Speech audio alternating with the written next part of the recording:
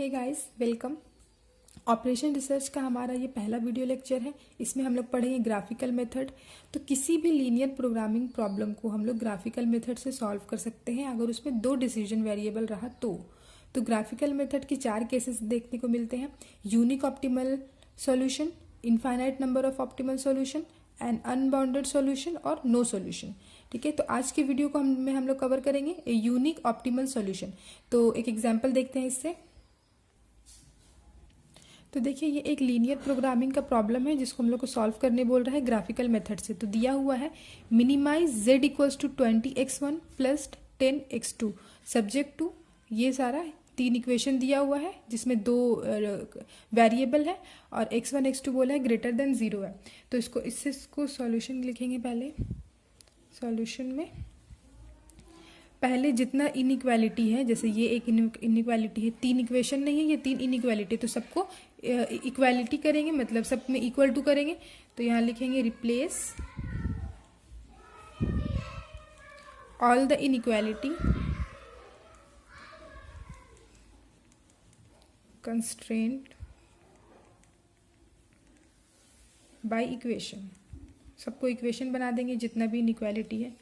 यहाँ पे 3 इनइक्वालिटी है तो 3 इक्वेशन बना देंगे, 4 रहेगा तो चारों, मतलब जितना रहेगा सबको बना देंगे। तो क्या हो जाएगा, x1 plus 2x2 equals to 40, 3x1 plus x2 equals to 30 और 4x1 plus 3x2 equals to 60। देखिए, ये हो गया हम लोगों का बना हुआ। अब इसको हम लोग का सॉल्व करने का, मतलब ग्राफ पे ये लाइन प्लॉट करने का सबसे एक सिंपल तरीका है। इसको तो पहले मान लेते हैं इक्वेशन 1, इक्वेशन 2 और इक्वेशन 3।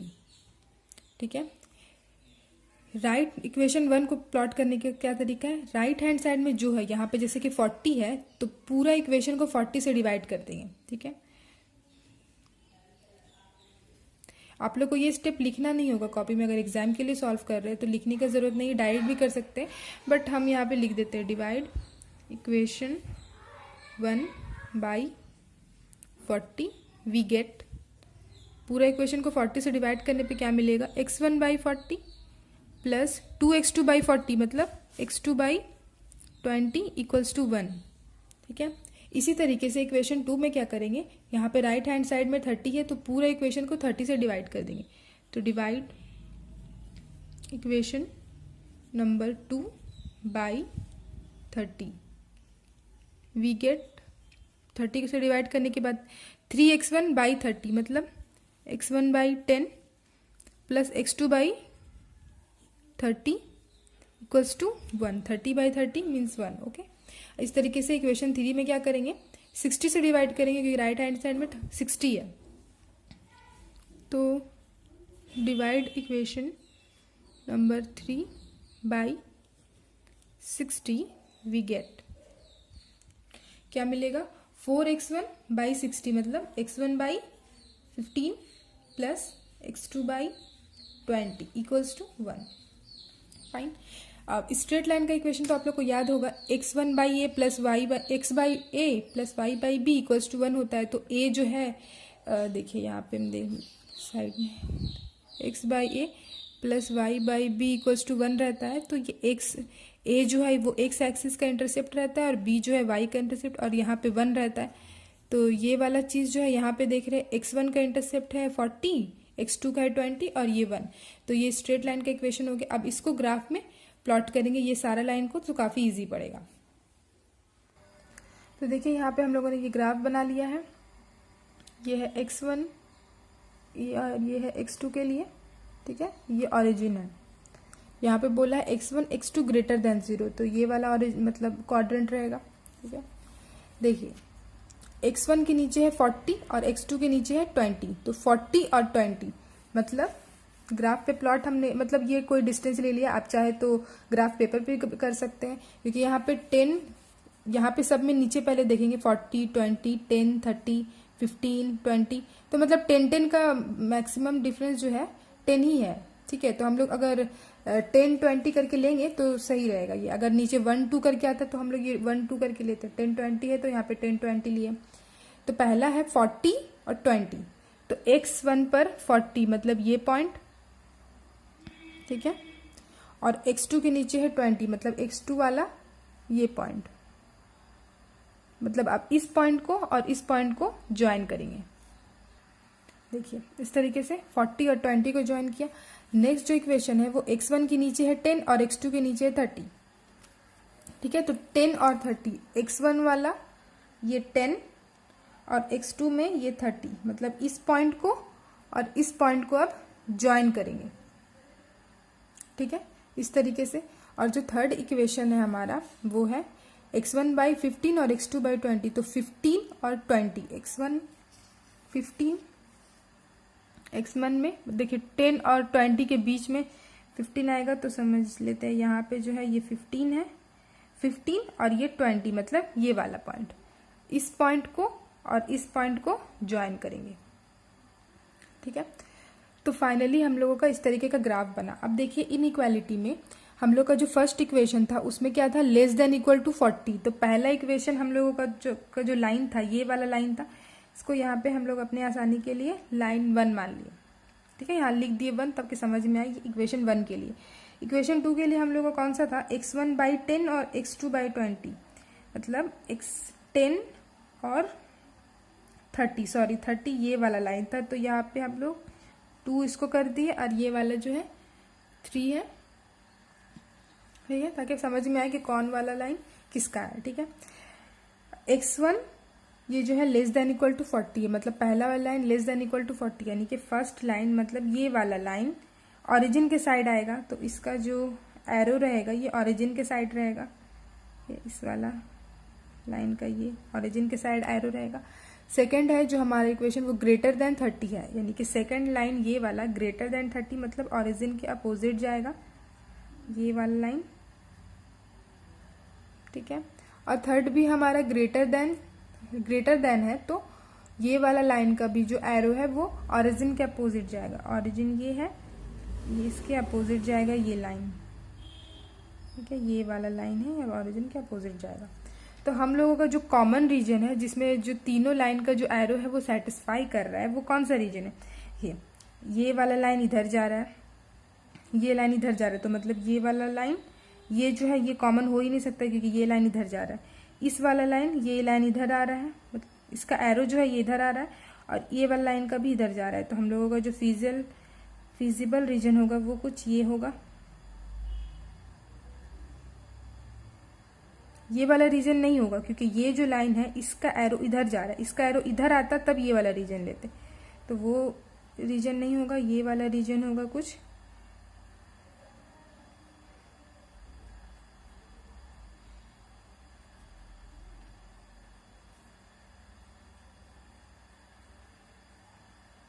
ठीक है। तो कौन कौन सा पॉइंट हुआ, मैं इसको थोड़ा डार्क कर देती हूँ पॉइंट को, ठीक है, ये पॉइंट ये पॉइंट। तो जो रीजन बना हम लोग का वो रीजन हम लोग का 4 पॉइंट है, एक्सट्रीम पॉइंट 4 है, ओके। इस एक्सट्रीम पॉइंट को हम लोग मान लेते हैं यहाँ पे, इसको मान लेते हैं A, इसको B और ये CD, ठीक है। इसको हम लोग देख लिए। लाइन प्लॉट करने के लिए, मतलब जो हम लोग का इक्वेशन से लाइन प्लॉट करने के लिए ये एक तरीका है।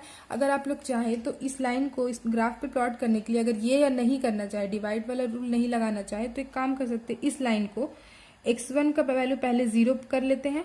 अगर इसमें x1 का वैल्यू 0 है तो x2 का वैल्यू क्या होगा 20, और अगर x2 का वैल्यू 0 करेंगे तो x1 का वैल्यू क्या आएगा 40, ठीक है। तो पॉइंट्स अब देखिए कहाँ से, पहला पॉइंट है x1 और x2 को लेते हैं ना, तो 0,20 और 40,0, ठीक है। तो पहला ये इन दोनों पॉइंट को ज्वाइन करेंगे। तो पहला लाइन हमारा ये है, देखिए 0,20 सही है, और 40,0 40,0, ठीक है। देखिए इन दोनों लाइन को मिलाने से इस तरीके से आया। तो आप लोग चाहे तो पहले x1 को 0 कर लीजिए, फिर x2 का वैल्यू निकालिए, फिर x2 को 0 करके x1 का वैल्यू निकालिए, और जो 2 पॉइंट आएगा दोनों पॉइंट को मैच कर दीजिए। लेकिन ये वाला तरीका जो ज़्यादा सिंपल है, x1 और x2 वाला 40 और 20 करिए, x1 के लिए 40 x2 के लिए 20, दोनों को ज्वाइन, ठीक है। अब ये जो रीजन है हमारा फिजिबल रीजन पता चल गया, और फिजिबल रीजन का जो एक्सट्रीम पॉइंट्स है ये वो 4 एक्सट्रीम पॉइंट है ABCD। अब एक्सट्रीम पॉइंट हम लोग को निकालना पड़ेगा। देखिए ये रीजन है फिजिबल रीजन, ठीक है, और A, B, C और D ये 4 एक्सट्रीम पॉइंट्स है हमारे पास। और A जो पॉइंट है वो तो हम लोग को पता है, A है 15,0। पॉइंट B जो है वो भी हम लोग को पता है 40,0। और पॉइंट C जो है ये तो हम लोगों को पता नहीं है कि ये पॉइंट कहाँ है, तो और पॉइंट D जो है ये भी हम लोग को नहीं पता है। तो हम लोग को क्या करना पड़ेगा, इसको निकालना पड़ेगा कि ये पॉइंट जो है कहाँ है। ग्राफ पेपर पे अगर आप लोग ग्राफ सॉल्व करेंगे तो आप लोग तो देख करके बता सकते हैं कि कहाँ पे ये पॉइंट है, लेकिन ये मैंने पेपर पे किया है तो हम लोग को तो ये पॉइंट निकालना पड़ेगा। अगर आप भी पेपर पे कर रहे हैं तो आपको भी निकालना पड़ेगा। तो पॉइंट C के लिए देखिए, पॉइंट C के लिए जो पॉइंट C है वो लाइन 1 और लाइन 2, 1 और 2 का पॉइंट ऑफ इंटरसेक्शन है पॉइंट C। तो मैं यहाँ पे रफ में निकालती हूँ, ठीक है। पॉइंट C निकाल रहे हैं जो 1 और 2 को सॉल्व करने से आ रहा है। 1 और 2 को सॉल्व करेंगे दोनों को, तो पॉइंट ऑफ इंटरसेक्शन जो है वही पॉइंट C है। तो 1 और 2 को सॉल्व करने के लिए सिंपल आप लोग जल्दी जल्दी सॉल्व कर सकते हैं। x1 प्लस 2x2 40 हो जाएगा। यहाँ पे 6x1 आप लोग इसको खुद से सॉल्व कर सकते हैं, मैं भी यहाँ पे रफ में सॉल्व कर रही हूँ ताकि हम लोग को जल्दी से माइनस करेंगे 5x तो हाँ x1 इक्वल्स टू 4 और x2 इक्वल्स टू 5। तो हम लोग का x1 का जो अगर आप लोग पॉइंट ऑफ इंटरसेक्शन निकालें तो x1 आएगा हम लोगों का 4 और x2 आएगा 18। तो 4 और 18 हम लोगों का पॉइंट C है, दोनों का पॉइंट ऑफ इंटरसेक्शन। इसी तरीके से पॉइंट D के लिए निकालना होगा। तो पॉइंट D जो है हम लोगों का देखिए लाइन 2 और लाइन 3, 2 और 3 का point of intersection he point D है। तो 2 और 3 को सॉल्व करेंगे। 2 और 3 ये 2 और ये 3 इन दोनों को सॉल्व कर ही सकते हैं आप लोग। अगर ये वीडियो देख रहे हैं तो आप लोगों को ये सॉल्व करना तो आता ही होगा। ये दोनों को सॉल्व करेंगे और पहला वाले के लिए हम लोग इन दोनों को सॉल्व किए थे, सेकंड वाले के लिए इन दोनों को सॉल्व करेंगे। तो यहाँ से x1 और x2 का वैल्यू निकालेंगे। तो मैं भी यहाँ पे फिर से कर रही हूँ।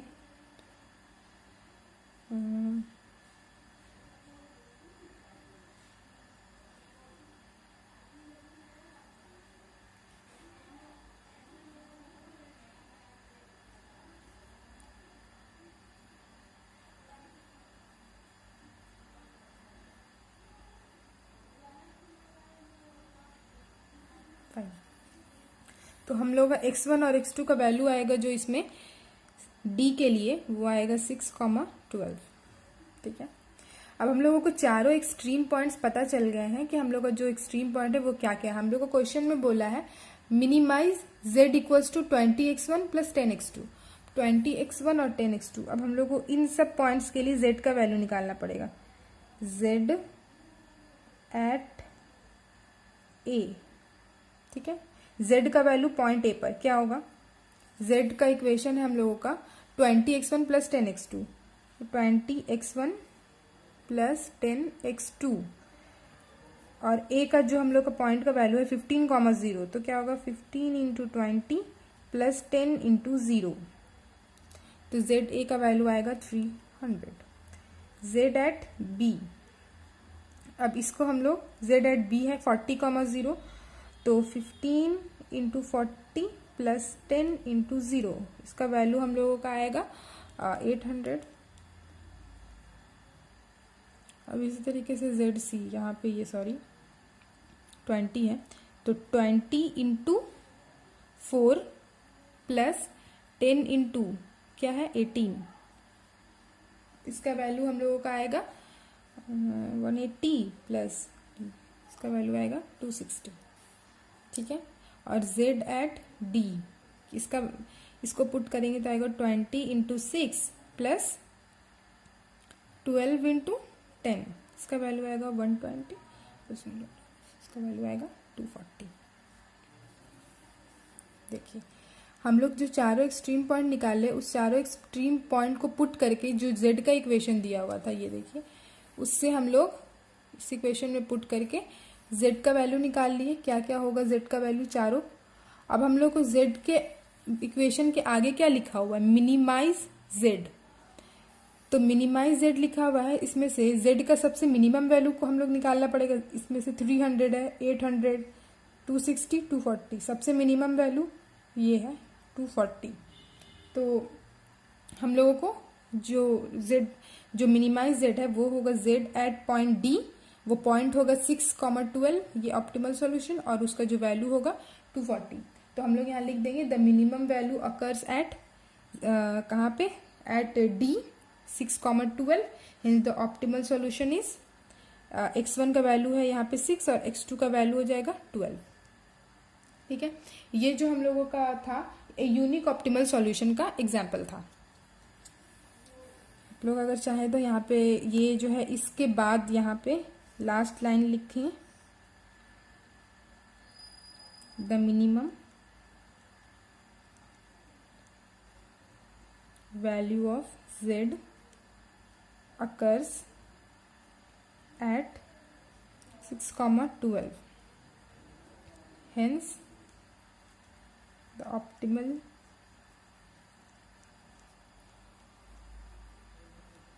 solution is x1 equals to 6 और x2 equals to 12।